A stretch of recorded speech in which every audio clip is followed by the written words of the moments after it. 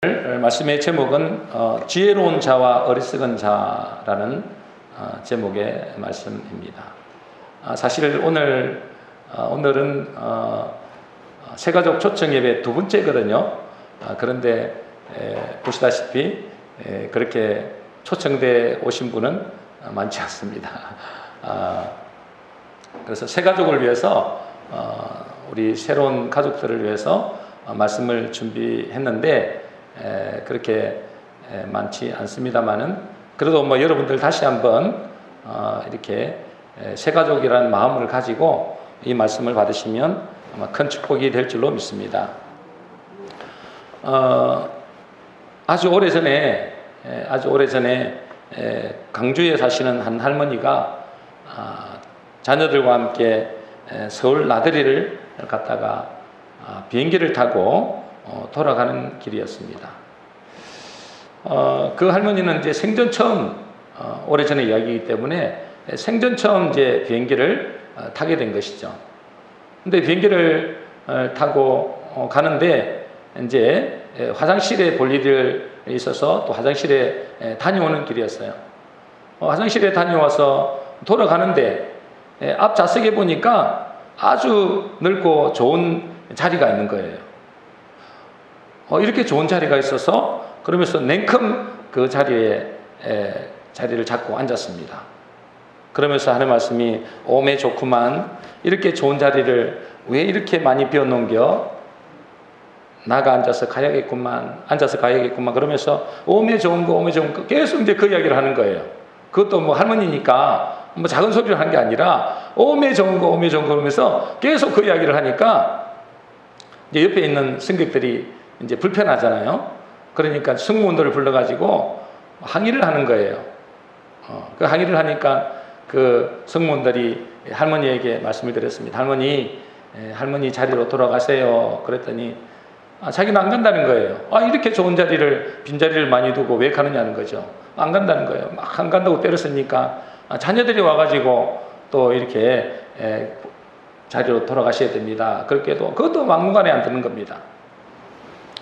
그래가지고 하도 말을 안 들으니까 옆에 있는 한 승객이 그 할머니에게 가서 귓속말로 한마디를 했습니다. 귓속말로 한마디를 딱 하니까 그 할머니가 벌떡 일어나가지고 자기 자리로 돌아가더라는 겁니다. 굉장히 신기하잖아요. 승문도 말을 해도 안 듣고 옆에 가족 이야기도 안 듣고 그랬는데 어떻게 그 승객의 말에 이렇게 벌떡 일어나서 가는가? 도대체 무슨 말씀을 하셨길래 그렇게 할머니가 벌떡 일어나 갔습니까? 그랬더니 그 승객이 하는 말이, 할머니 이 자리는 부산 가는 자리예요. 그랬더니 놀래가지고 그 자리로 돌아갔다는, 전혀 반응이 없네요. 야, 이러면 진짜 제가 참 난감합니다. 유머했는데 유머에 반응이 없으면 참 이게 진짜 좀 당황스럽네요. 물론 우스갯소리입니다, 그죠? 우스갯소리인데 지금 여러분이 가고 있는 인생길에 어디를 향하고 있는가, 그것을 한번 돌아보자는 말씀입니다. 내가 원하는 목적지를 잘 가고 있는가, 그것을 우리가 한번 돌아보자는 것이죠.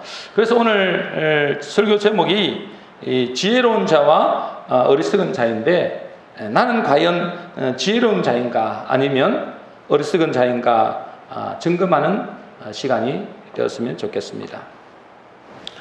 오늘 본문 말씀에 보니까 한 부자 이야기가 나옵니다. 부자도 나름대로 지혜롭게 살려고 했겠죠. 오늘 우리 본문 말씀을 한번 읽어보겠습니다. 우리 12장 16절 17절 두 구절을 먼저 읽어보겠습니다. 시작. 또 비유로 그들에게 말하여 이르시되, 한 부자가 그 밭에 소출이 풍성하매 심중에 생각하여 이르되, 내가 곡식 쌓아둘 곳이 없으니 어찌할까 하고, 18절입니다. 시작. 또 이르되, 내가 이렇게 하리라. 내 곡간을 헐고 더 크게 짓고 내 모든 곡식과 물건을 거기 쌓아두리라. 그 당시 부자는 농지가 많은 사람이었죠. 그런데 농지가 많은 데다가 농사까지 잘 된 겁니다. 그러니 그 곡식을 쌓을 곡간을 다시 지으려고 하는 것이죠. 그러니까 그것이 어찌 보면 당연한 일일 겁니다. 지금으로 보면은 사업이 날로 번창하니까 그것을 또 확장하고 하는 그런 일이겠죠. 그리고 그것은 정말로 행복하고 기쁜 일입니다. 사업이 잘 되고 그 사업이 대박나면 얼마나 행복하겠습니까? 오늘 이 부자도 얼마나 행복한 고민을 하고 있는지 모릅니다. 그러니 그의 마음에 뭐라고 하느냐? 쌓아두리라. 그래요. 쌓아두리라. 더 크게 짓고 더 많은 재물을 쌓아두리라. 이것이 길어도 100년 이생을 사람들의 한결같은 소망이요 목표죠. 이것이 이 세상을 살아가는 데 있어서 지혜일 수도 있습니다. 지금도 마찬가지겠죠. 이 부자처럼 할 수만 있으면 건강하고 부자가 되어서 많이 쌓는 것을 또 행복이라고 생각하고 또 그것이 기쁨이고 보람이라고 생각하는 사람들이 많습니다. 자녀가 공부하는 이유도, 남편이 사업하는 이유도, 열심히 사는 이유도 오직 부자처럼 더 크고 더 많이 재물을 쌓아두는 것을 보람으로 여기는 사람이 많지요. 그러면서 이 부자가 자기 자신에 대해서 이렇게 말을 합니다. 19절 한번 보겠습니다. 같이 읽겠습니다. 시작. 또 내가 내 영혼에게 이르되 영혼아 여러 해 쓸 물건을 많이 쌓아두었으니 평안히 쉬고 먹고 마시고 즐거워하자 하리라 하되. 여러 해 쓸 물건을 많이 쌓아두었으니 평안히 쉬고 먹고 마시고 즐거워하자. 이것이 바로 지금 세상 사람들이 꿈꾸는 성공의 삶이라고 생각하죠. 많은 사람들이 원하고 있고 우리 자녀들이 추구하는 그런 삶인 것입니다. 왜 그렇게 돈이 많은데도 또 모으고 할까요? 평안히 쉬고 먹고 마시고 즐거워하기 위함이죠. 여러분의 인생은 어떻습니까? 혹 이 부자와 같이 여러 해 쓸 돈을 은행에 저축하지는 못했을 수 있죠. 그러나 그 부자가 참 부럽고 그리고 그 부자 같은 마음의 소원을 가지고 있지는 않는가 그 말입니다. 그런데 이 부자에 대해서 하나님의 평가가 어떠느냐 한번 보겠습니다. 20절로 한번 볼까요? 같이 읽겠습니다. 시작. 하나님은 이르시되 어리석은 자여 오늘 밤에 내 영혼을 도로 찾으리니 그러면 내 준비한 것이 누구의 것이 되겠느냐 하셨으니. 하나님은 그 부자를 향해서 호칭을 부르시는데 뭐라고 부르십니까? 이 부자여라고 하지 않았습니다. 이 성공한 자여라고도 하지 않았어요. 뭐라고 하셨어요? 어리석은 자여. 그렇게 말하고 있습니다. 누가 봐도 세상에서 성공하고 부러워하는 성공자인데 세상의 관점에서 보면 너무나 세상을 잘 산 것 같은 지혜로운 사람 같은데 또 많은 사람들이 바라고 소망하는 그런 삶인데 우리 자녀들도 그렇게 공부 열심히 시키는 이유가 이것인데 이 부자처럼 살기를 원하는데 하나님은 그 인생에 이 성공자야, 이 부자야 이렇게 말하지 않고 이 어리석은 자야 이렇게 말하는 것입니다. 분명히 세상 사람들 볼 때 성공한 사람이고 부러워할 사람이고 우리와 우리 자녀들이 꿈꾸는 이상형이에요. 우리 수빈이도 아직도 그 꿈을 꾸고 있더라고요. 내가 크게 성공해서 돈을 많이 벌겠다는 거예요. 그래서 빨리 성공하겠다는 거예요. 제가 그거 듣고 있잖아요. 하나님께 내가 회개했습니다. 대신 회개했어요. 하나님, 저 말을 절대로 이루지 말게 하소서. 절대로 이루지 말게 하소서. 하나님이 성공하게 하소서. 그렇게 제가 기도했습니다. 우리가 그 사람에 대해 성공한 인생인지 실패한 인생인지는 하나님의 평가에 달려 있습니다. 세상에서 아무리 성공자의 삶을 산 것 같이 보여도 하나님이 보실 때 아니라고 하면 아닌 것이죠. 그러면 왜 하나님은 이 부자의 인생을 어리석은 자라 그렇게 말씀하셨느냐? 왜 이 부자를 보고 어리석은 자라 그렇게 말씀하셨느냐? 오늘 하나님은 그 부자에게 이렇게 말씀하시죠. 어리석은 자여, 오늘 밤에 내 영혼을 도로 찾으리니. 그렇습니다. 내 영혼을 도로 찾는다. 이 말은 뭐예요? 오늘 밤에 너는 죽는다. 그 말이에요. 여러분, 이 부자가 착각한 것이 이것입니다. 착각한 것이 이거예요. 뭘 착각했느냐? 자기 생명의 주인이, 자기 영혼의 주인이 하나님이라는 사실을 몰랐던 거예요. 사람들은 자기의 생명의 주인이 자기 자신이라고 생각합니다. 그렇죠? 여러분들도 내가 내 인생의 주인이라고 생각하죠? 내 생명의 주인은 나라고 생각하죠? 절대 그렇지 않다는 것입니다. 그 생명의 주인, 그 영혼의 주인이 따로 있다는 것입니다. 성경에서는 그 생명의 주인이, 우리 인생의 주인이 하나님이다 라고 말씀하고 있습니다. 그래서 하나님이 그 영혼을 도로 찾아간다 말씀하신 것입니다.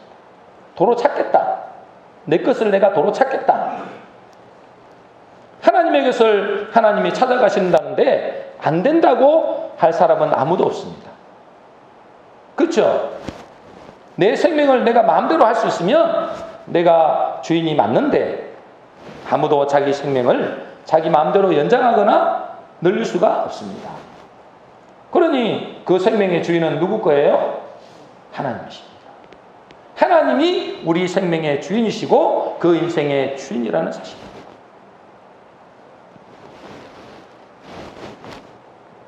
여러분 김자옥 씨 아시죠? 여러분 김자옥 아주 유명한 탤런트였잖아요. 그분은 인기 탤런트이자 좋은 남편을 두고 또 좋은 자녀를 두었습니다. 남들이 부러워할 만한 그런 사람이었죠. 그런데 어느 날 그에게 갑자기 이 암이 찾아왔습니다. 그리고 죽어가는데 딱 한 가지 소원을 이야기했다고 하더라. 딱 한 가지. 무슨 소원이냐? 자기 아들이 내년 봄에 결혼을 하는데 그 결혼식만 보게 해달라고 그렇게 소망을 했대요. 그런데 김자옥 씨는 결혼식 하기 몇 달 전에 하나님의 부름을 받았습니다.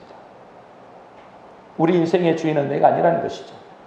나라면 얼마든지 연장하겠죠. 좀 이따가 간다고 이야기하겠죠. 그러나 내 인생의 주인은, 내 생명의 주인은 내가 아니기 때문에 우리는 하나님이 도로 찾으시면, 하나님이 부르시면 가지 않을 자 아무도 없다는 것입니다. 왜 그 부자가 어리석다라고 평가를 받느냐? 인생의 주인이 자기라고 생각했기 때문입니다. 오늘 17절에서 19절에 보면 이 세 구절 속에 부자가 한 말이 있습니다. 한번 보세요. 12장 16절에서 17절 먼저 읽어보겠습니다. 시작. 한 부자가 그 밭에 소출이 풍성함에 심중에 생각하여 이르되 내가 곡식 쌓아둘 곳이 없으니 어찌할까 하고 18절입니다. 또 이르되 내가 이렇게 하리라. 내 곡간을 헐고 더 크게 짓고 내 모든 곡식과 물건을 거기 쌓아두리라. 19절입니다. 또 내가 내 영혼에게 이르되 영혼아 여러 해 쓸 물건을 많이 쌓아두었으니 평안히 쉬고 먹고 마시고 즐거워하자 하리라 하되. 자, 이 세 구절에 있잖아요. 이 세 구절에 부자가 한 말이죠. 부자가 한 말인데 이 세 구절 속에 뭐가 강조되고 있느냐? 내가 이거를 강조합니다. 내가 곡식을 쌓아둘 곳이 없으니 내가 이렇게 하리라. 내 곡간을, 내 모든 곡식과 물건을 내가 내 영혼에게 내가 오로지 내가를 강조하는 거예요. 농사를 지어준 하인에 대한 언급도 없고 또 함께 사는 이웃에 대한 언급도 없고 더더욱 농사를 풍요롭게 해준 하나님에 대한 언급도 없습니다. 오로지 나를 위해서 곡식을 쌓고 나를 위해서 곡간을 쌓고 나를 위해서 즐기자고 하는 것입니다. 조금 더 나아가면 내 가족은 포함되겠죠. 이 부자를 하나님이 어렸었다고 하는 것은 곡간을 흘고 더 크게 지은 것이 아닙니다. 많은 곡식을 쌓아둔 것도 아니에요. 뭐 그럴 수도 있죠, 당연히. 오로지 그 모든 것을 자기만을 위해서 준비했다는 것입니다. 자기가 인생의 주인이라고 착각한 거예요. 자기가 농사지어서 자기 것이라고 착각한 거예요. 그것이 하나님 보실 때 어리석은 자다라는 것입니다. 그래서 이 부자는 내가를 강조합니다. 내가 열심히 공부해서 좋은 대학 가고, 내가 사업을 잘 내서 돈 벌고, 내가 가정을 책임지고, 이것이 부자와 다를 바 하나도 없다는 것입니다. 그것은 뭐라고요? 하나님 보시기에 어리석은 자다. 그렇게 봐요. 여러분, 하나님이 우리 인생에게 한결같이 한 번은 말씀하시는 것이 있습니다. 모든 사람이 공통적으로 하나님이 말씀하시는 것이 있어요. 그게 뭐예요? 너의 인생이 이제 마감하였으니 내게로 돌아오라 라는 것입니다. 이것은 모든 사람에게 다 해당되는 것입니다. 한 사람도 여유가 없습니다. 저와 여러분들도 언젠가는 그런 날이 옵니다. 이제 너의 인생이 끝났으니 이제 내게로 돌아오라. 우리 인생은 언젠가 하나님이 부르시면 가야 됩니다. 그것에 못 간다고 나중에 가겠다고 하는 사람은 아무도 없죠. 그것은 우리의 생명의 주인이 하나님이라는 것을 증거합니다. 내 인생에 내 것이 아님을 알고 또 그분이 부르심에 준비하는 그 사람이 진정한 지혜자의 삶이죠. 여러분, 지금이라도 늦지 않습니다. 내 인생의 주인이 누구인지를 정확히 아는 지혜가 필요하죠. 내가 혹 이 부자와 같이 살지는 않았는지 우리는 돌아봐야 되는 것입니다. 여기 모든 여러분들은, 우리 성도님들은 다 인생의 주인이 내가 아니고 진정한 인생의 주인 대신 하나님이 부르실 때 지혜로운 자라고 평가받는 저와 여러분 되시기를 주의 이름으로 축복합니다. 그리고 또 하나님이 이 부자를 왜 어리석다고 했느냐? 21절 말씀입니다. 우리 같이 읽어보겠습니다. 시작. 자기를 위하여 재물을 쌓아두고 하나님께 대하여 부여하지 못한 자가 이와 같으니라. 자기를 위해서는 부여했는데, 다시 말해서 잠시 잠깐 있을 이 세상을 위해서는 재물을 쌓아두었는데, 진짜 중요한 하나님에 대해서는 부여하지 못한 그가 어리석다라고 합니다. 여러분은 하나님에 대해서 부유한 자입니까? 하나님에 대해서 부유하다는 말은 뭘까요? 예수님이 이 부자에 대해서 말씀하시면서 그의 제자들에게 결론적으로 이렇게 말씀하셨습니다. 오늘 양이 많아서 다 읽지는 않았습니다. 결론적으로 이런 말씀을 결론적으로 하셨어요. 29절 30절 말씀입니다. 우리 같이 읽어보겠습니다. 시작. 너희는 무엇을 먹을까 무엇을 마실까 하여 구하지 말며 근심하지도 말라. 이 모든 것은 세상 백성들이 구하는 것이라. 너희 아버지께서는 이런 것이 너희에게 있어야 할 것을 아시느니라. 31절입니다. 시작. 다만 너희는 그의 나라를 구하라. 그리하면 이런 것들을 너희에게 더하시리라. 그렇죠.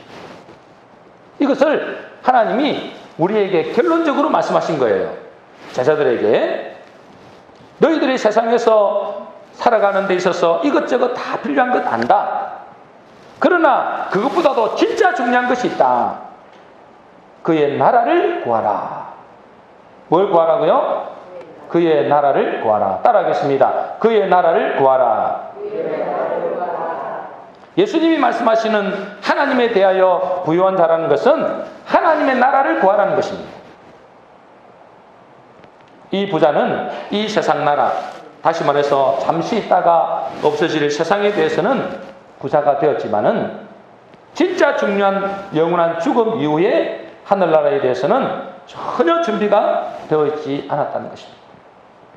그것을 보고 하나님은 그의 인생을 어리석은 자다 그렇게 말하고 있습니다. 여러분들은 하늘나라에 들어갈 준비가 되어 있습니까? 사실은 이거는 우리 새가족 오실 분들을 생각하고 제가 말씀을 준비한 겁니다. 여러분들은 하늘나라에 들어갈 준비가 되어 있죠? 대답을 안 해요. 하늘나라에 들어갈 준비가 되어 있습니까? 네. 어떤 사람은 그렇게 이야기합니다. 죽으면 끝이지 무슨 하늘나라가 어디 있어? 그렇게 이야기합니다. 여러분은 어떻게 생각하십니까? 죽으면 끝입니까? 이 땅이 모든 것입니까? 여기에 대해서 할 말은 많지만 시간이 없어서 제가 여러분에게 말씀을 못 드려요. 그러나 하나님은 분명히 말씀하십니다. 하나님은 있다. 하늘나라는 있다. 그의 나라를 구하라. 여러분, 죽음은 뭔가요? 죽음은 사라지는 것이 아닙니다. 불교에서 말하는 무로 돌아가는 것이 아닙니다. 죽음은 뭐예요? 육신과 영혼이 분리되는 것을 죽음이라고 하죠. 육신은 잠시 잠깐이지만 우리의 영혼은 영원한 것입니다. 그래서 하나님은 우리에게 계속 말씀하십니다. 너희는 나그네다. 너희 인생은 풀과 같고 들의 꽃과 같다. 풀은 마르고 꽃은 시들지만은 그의 말씀은 영영하다. 그의 나라는 영원하다. 그렇게 말씀을 하시죠. 그리고 하나님은 이렇게 말씀하십니다. 히브리서 9장 27절입니다. 우리 같이 읽어보겠습니다. 시작. 한 번 죽는 것은 사람에게 정하신 것이요 그 후에는 심판이 있으리니. 한 번 죽는 것은 다 정해진 이치입니다. 그죠? 그 후에는 반드시 뭐가 있다고요? 심판이 있다. 이 세상이 아니라 우리는 어디에다가 초점을 맞춰야 되느냐 그 말입니다. 저 영원한 하늘나라에 초점을 맞춰야 됩니다. 그것이 지혜로운 자의 삶이죠. 그러면 어떻게 해야 그의 나라에 들어갈 수 있겠는가? 마가복음 1장 15절입니다. 우리 같이 읽어보겠습니다. 시작. 때가 찼고 하나님 나라가 가까이 왔으니 회개하고 복음을 믿어라. 그랬습니다. 하나님 나라가 가까이 왔으니 뭐 하라고요? 회개하고 복음을 믿어라. 그랬습니다. 회개하고 복음을 믿어라. 하나님의 나라가 가까이 왔다. 회개하고 복음을 믿어라. 무엇을 회개할 것인가? 무엇을 회개해야 되겠어요? 이 세상이 전부인 줄 알고 하나님 모르는 것을 회개하는 것입니다. 내가 내 인생의 주인인 것을 알고 내가 마음대로 산 것을 회개한 것입니다. 그리고 하늘나라가 있는데 그것을 모르고 오로지 이 땅을 위해서만 산 것을 회개하라는 것입니다. 그리고 복음을 믿어라 그랬죠. 그리고 복음을 믿어라. 여러분, 기독교의 복음의 핵심은 두 가지입니다. 그죠? 기독교의 복음의 핵심은 뭐죠? 기독교의 복음의 핵심 두 가지 뭐예요? 네, 십자가와 부활입니다. 십자가와 부활. 우리 인간은 죄인이기 때문에 이 죄의 문제를 해결하지 않으면 절대로 하늘나라에 들어갈 수가 없죠. 그래서 하나님은 하나님의 아들이신 예수님을 이 땅에 보내신 것이죠. 마태복음 1장 21절입니다. 우리 같이 읽어보겠습니다. 시작. 아들을 낳으리니 이름을 예수라 하라. 이는 그가 자기 백성을 그들의 죄에서 구원할 자이심이라 하니라. 그 하나님의 아들을 이 땅에 보내셔서 그 이름을 예수라 하라 그랬습니다. 그 이름을 예수라 하라는데 그 이름이 뭐냐? 이는 그가 자기 백성을 그들의 죄에서 구원할 자이십니다. 우리 죄를 위하여 죽으셔서 우리의 죄의 문제를 완전히 해결하신 것이 십자가라는 것이죠. 그래서 예수님이 십자가에 돌아가실 때 마지막으로 하신 말씀이 다 이루었다라고 하는 것입니다. 여러분들도 잘 알다시피 다 이루었다는 것은 무슨 말이에요? 다 갚았다 이 말이죠. 다 갚았다. 인간의 모든 죄값을 내가 다 치루었다라는 말씀입니다. 그리고 그 예수님이 진짜 하나님의 아들이라는 증거로 십자가에 죽으시고 3일 만에 부활하신 것이죠. 그래서 예수님은 이렇게 말씀하십니다. 요한복음 11장 25절 26절입니다. 우리 같이 읽어보겠습니다. 시작. 예수께서 이르시되 나는 부활이요 생명이니 나를 믿는 자는 죽어도 살겠고 무릇 살아서 나를 믿는 자는 영원히 죽지 아니하리니 이것을 내가 믿느냐 그랬습니다. 이것이 기독교의 복음의 핵심이죠. 다른 종교처럼 내가 열심히 잘 살고 선한 일을 많이 하고 공덕을 많이 쌓으면 우리가 하늘나라에 들어가는 것이 아니고 이미 예수님을 통해서 이루어 놓으신 이 사실을 믿음으로 받는 사람이 하늘나라의 백성이 된다라는 것입니다. 오늘 송인철 우리 성도님 오지 않으셨습니다만은 그 아버님이 오늘 오신다고 했는데 오늘 못 오셨네요. 그 아버님이 이제 아버님께 교회 와서 예수 믿으면 너무 좋습니다 그랬더니 그분이 말씀이 뭐냐면 연세가 80이 넘었거든요. 80이 다 됐어요. 그래서 그분이 뭐라 하시냐면 이제 너무 늦었는데 이렇게 이야기하십니다. 여러분 우리 기독교는 그런 것이 아닙니다. 그죠? 아무리 늦어도 괜찮습니다. 우리의 생명이 존재하는 한은 하나님 앞에 언제 오든지 하나님은 우리를 받아주신다는 것이죠. 그래서 우리 하나님은 나이가 많건 적건 그 사람이 부자건 가난하건 어떤 사람이라도 하나님께로 돌아와서 이 복음을 믿기만 하면 그 사람은 하나님의 자녀가 된다 그렇게 말씀하십니다. 요한복음 1장 12절에 이렇게 되어 있습니다. 우리 같이 읽어보겠습니다. 시작. 영접하는 자 곧 그 이름을 믿는 자들에게는 하나님의 자녀가 되는 권세를 주셨으니 우리가 나이가 많건 내가 과거에 어떤 죄를 지었건 이 시간에 주님 앞에 나와서 영접할 때 또 그 이름을 믿을 때 우리는 하나님의 자녀가 된다 그렇게 말씀을 하십니다. 예전에 제 친구에게 이렇게 복음을 전했더니 뭐 한두 번 전한 건 아니겠죠. 가장 친한 친구니까 제가 복음을 많이 전했습니다. 그러니까 이 친구가 하는 말이 뭐냐면 자네 말을 들어보면 다 맞는 말이다. 그런데 나는 지금 세상을 좀 즐기다가 나중에 늙으면 그때 예수 믿겠네 그러더라고요. 여러분 어떻습니까? 너무 지혜로운 생각 같죠? 여러분 이것은 정말로 어리석은 생각입니다. 왜 어리석은 생각인 줄 아세요? 자기 인생을 자기가 주인이라고 생각하는 거예요. 내가 믿으면 언제든지 믿을 수 있다라고 생각하는 거예요. 여러분 믿음은 내가 믿겠다고 해서 믿으십니까? 여러분 내가 믿겠다고 한다고 믿으시는 게 아닙니다. 이 사람은 이 친구는 뭐냐면 이 세상에 누릴 거 다 누리다가 천국도 덤으로 가겠다는 거예요. 여러분 그것은 절대로 불가능한 건 아시죠? 우리 성도님들은 잘 아실 겁니다. 이건 불가능합니다. 왜 불가능하냐? 내 인생의 주인이 내가 아닌 것도 있지만 이 믿음은 내가 원한다고 주어지는 것이 아닙니다. 믿음은 뭐예요? 하나님의 선물입니다. 이 믿음은 이 생명은 하나님의 선물이에요. 하나님이 주시고자 하는 사람에게 주어지는 것입니다. 하나님의 말씀에 순종하는 사람에게 주어지는 것입니다. 이런 사람이 제일 어리석은 사람이에요. 내가 죽으면 내가 이 땅에서 누릴 거 다 누리다가 하고 싶은 거 다 하고 하다가 딱 죽을 때 내가 예수 믿겠다.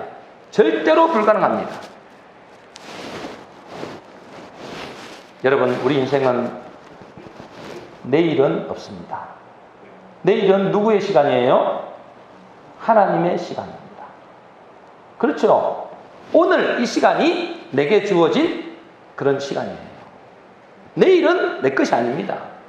내일의 주인은 주님이십니다. 물론 오늘도 주님의 것이지만. 여러분 이 부자를 보십시오. 오늘 부자에 대해서 이야기했잖아요. 이 부자는 자기 인생을 그렇게 잘 계획하고 자기를 위해서 은행에 돈도 엄청 저축하고 빌딩도 짓고 요즘에 말하자면 빌딩도 짓고 그래서 이제는 뭐 하겠다는 거예요? 편안히 쉬고 먹고 마시고 즐기자. 그런데 하나님은 뭐라고 하셨다고요? 오늘 밤에 내 영혼을 도로 찾으리니 그랬습니다. 내일은 없습니다. 내일은 내 시간이 아니에요. 오직 오늘입니다. 그러니 내일, 모레, 나이 들어서 예수 믿겠다고 하는 것은 내 인생이 내 것이라고 착각하는 데서 오는 것이죠. 고린도서 6장 1절 2절 우리 한번 읽어보겠습니다. 같이 읽어보겠습니다. 시작. 너희를 권하노니 하나님의 은혜를 헛되이 받지 말라. 이르시되 보라 지금은 은혜 받을 만한 때요 보라 지금은 구원의 날이로다. 언제가 은혜 받을 때라고요? 지금입니다. 언제가 구원받을 때예요? 지금입니다. 지금. 오늘 이 시간 하나님의 말씀을 듣고 내가 결단해야 됩니다. 이것이 하나님이 주신 특별한 배려죠. 배려. 특별한 배려입니다. 나를 구원하고 복을 주시기 위해서 지금까지 기다려 주신 것이죠. 그러므로 지금 이 시간에 결단을 해야 됩니다. 나는 어리석은 부자와 같이 되지 않겠다. 정말로 하나님이 보실 때 지혜로운 자가 되겠다. 이렇게 결단을 해야 되는 것입니다. 오늘 나는 이 복음을 듣고 예수 믿어서 하나님의 나라에 들어가겠다. 나는 부자처럼 어리석은 자가 되지 않겠다. 라고 마음에 결단하는 사람은 이 시간에 우리가 새 가족은 많지 않지만 같이 기도하는 시간을 가졌으면 합니다. 나는 이제는 예수 믿고 정말 하나님의 자녀로 살겠다. 나는 하늘나라의 소망을 가지고 살겠다 하는 사람은 저를 따라서 같이 기도해 하시기 바랍니다. 지금 기도 같이 하겠습니다. 다 눈을 감고 같이 기도하겠습니다. 살아계신 하나님, 저는 죄인입니다. 하나님도 모르고 예수님도 모르고 내 욕심대로 내 뜻대로 살았습니다. 내가 주인 되어서 어디로 가는지도 모르고 내가 누군지도 모르고 살았습니다. 그래서 방황하고 때로는 방탕하게 살기도 했습니다. 이제 나도 예수님을 믿어 하늘나라의 백성으로 살기를 소원합니다. 이제 나도 회개하여 하나님의 자녀 되기를 소망합니다. 지금 이 시간 제 마음의 문을 엽니다. 내 마음속에 들어오셔서 나의 주인이 되시고 나를 구원해 주소서. 예수 그리스도 이름으로 기도합니다. 아멘. 예. 오늘 이 예수님을 진짜로 입으로 고백하고 믿는다면 이제 구원의 시작이 된 것이죠. 끝은 아니고 시작이 된 것입니다. 그런데 오늘 예수님의 말씀에 좀 충격적인 말씀이 있어요.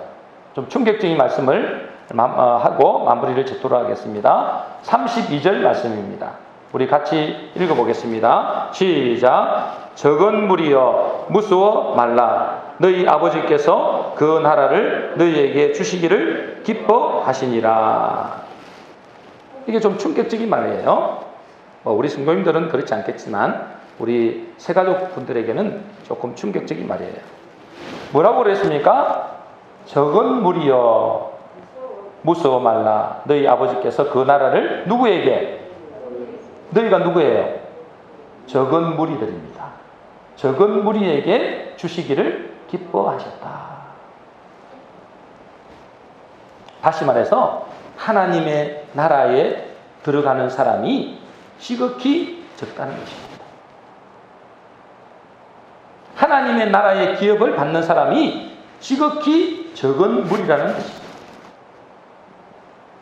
그래서 그래서 마태복음 7장 13절 14절에 이렇게 되어 있습니다.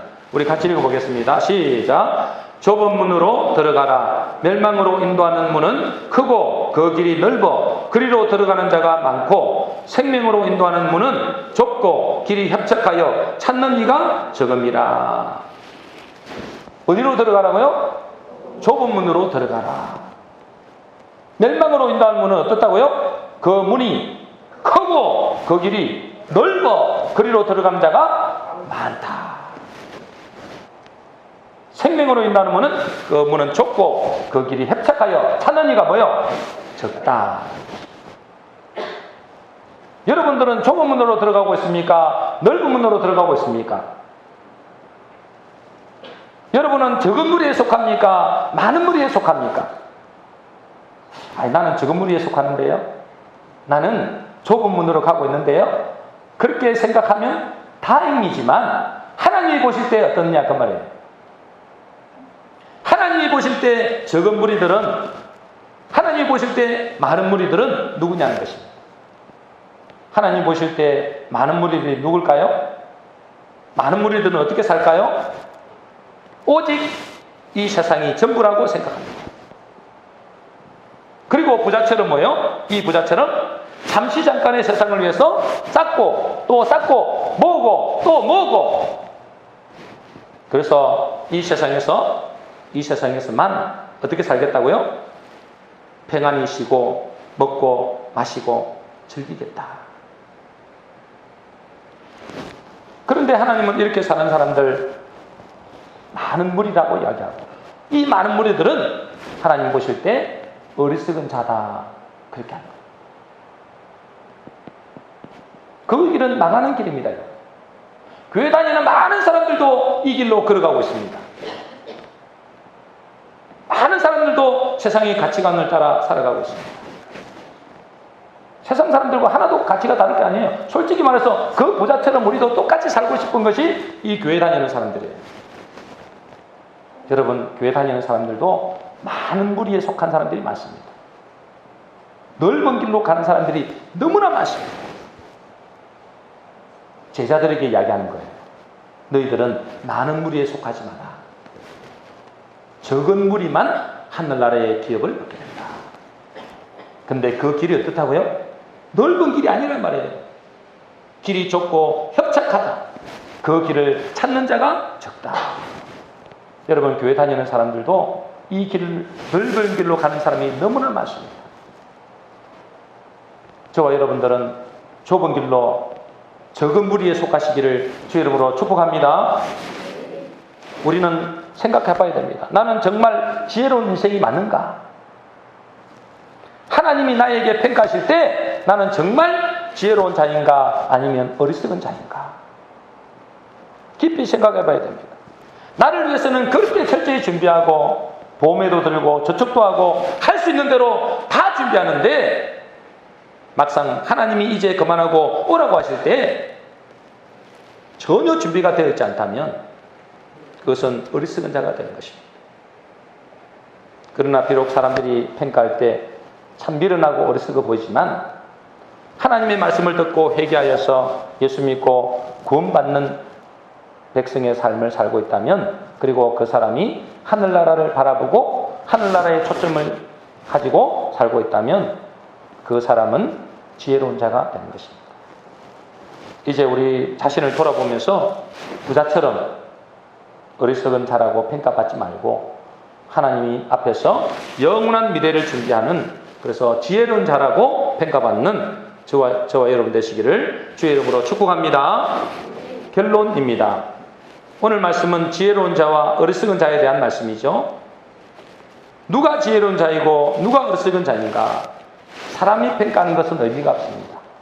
하나님이 최종적으로 평가하실 때 그 사람이 지혜로운 자가 진짜로 지혜로운 자죠. 하나님이 우리를 평가하실 때 지혜로운 자가 누구냐? 내 인생의 주인이, 내 생명의 주인이 내가 아니라는 사실을 아는 자입니다. 그렇죠?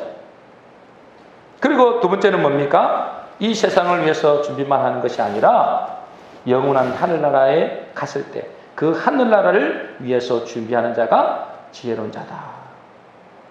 그리고 이 지혜로운 자는 세상에 적은 무리다. 절대로 많지 않다. 오늘 새로 오신 분과 또 우리 모든 성도님들은 하나님 앞에서 정말로 지혜로운 자가 되시기를 주 예수 그리스도 이름으로 축복합니다. 우리 기도하겠습니다.